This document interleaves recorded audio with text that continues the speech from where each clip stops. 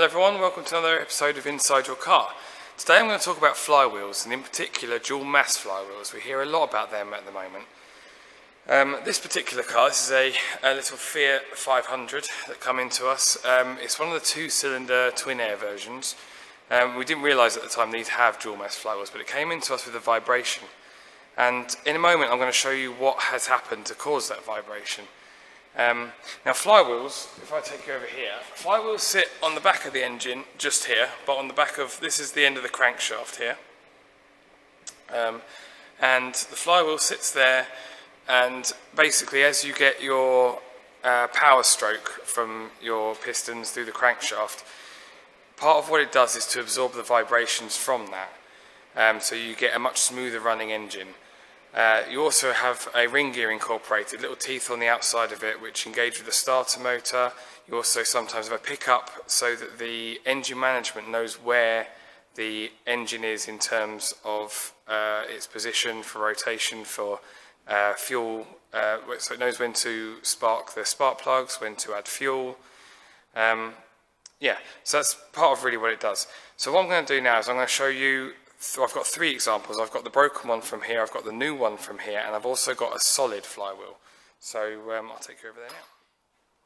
So what we've got here is a solid flywheel. This is what you find on most petrol cars, some diesels.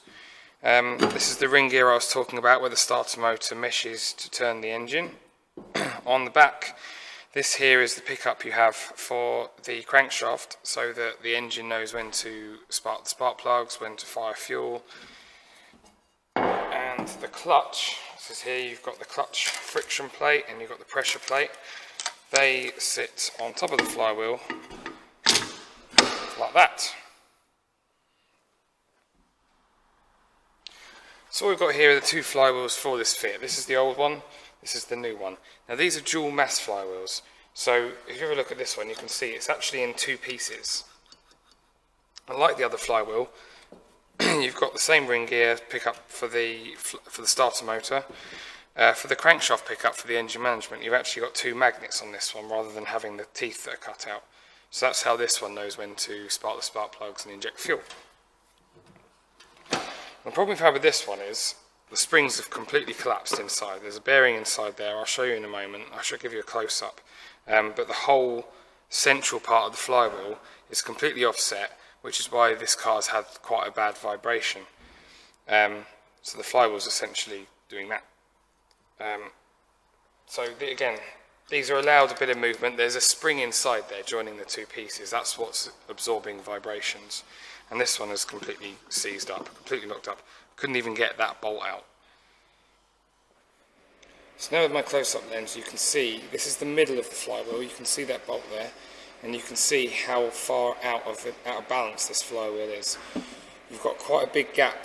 I'll get my finger in there. You've got quite a big gap here, not so much of a gap here. And if you look at the outside of the flywheel, you can see there is absolutely no gap at all in here between the inner part of the flywheel and the outer part. And on the opposite side, we've got, oh, there we are, quite a big gap. And this is a really heavy chunk of metal. This is really going to cause problems. If we compare that to the new one, you can see you've got a minor gap there. The bearing in the middle is perfectly central. And you've got another little bit of a gap there on the other side. So that's pretty much everything you need to know about dual mass flywheels and solid flywheels. Please do subscribe, because we do have some good videos coming up soon. We're driving through Eastbourne Carnival with our carnival car. If you haven't seen that video, I'll put a link here, and there'll also be a link in the description. Please do like the video, and I'll see you next time.